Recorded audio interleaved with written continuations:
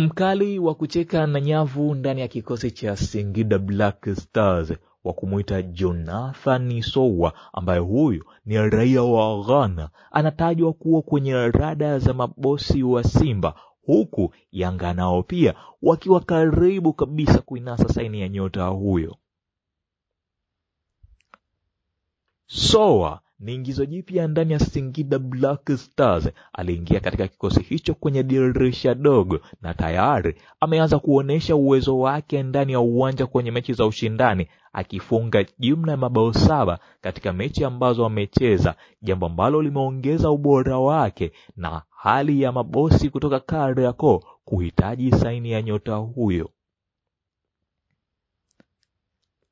Inatajwa kwamba mabosi wa Yanga kwa asilimia kubwa tayari walishafanya mazungumzo na uongozi wa Singida Black Stars ili kuipata saini ya nyota huyo, lakini ghafla mabosi wa Simba nao pia wakapiga hodi ndani ya Singida Black Stars ili kuipata saini ya nyota huyo, kuongeza makali kwenye kikosi hicho ambacho kinapeperusha bendera katika anga la kimataifa.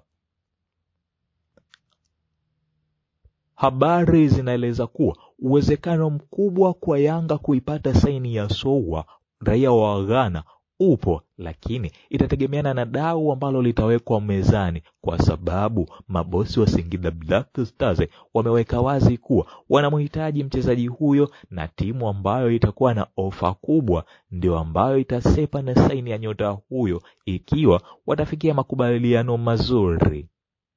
Tusubiri na tuone itakuwaje, namna gani, vipi, nani atasepa na saini ya mwamba huyo ambaye anaingia kwenye rekodi ya kumfunga Djigui Diarra katika mchezo wa ligi kuu Tanzania bara uliochezwa uwanja wa KMC Complex, licha ya Singida Black Stars kuyayusha pointi 3 kwenye mchezo huo.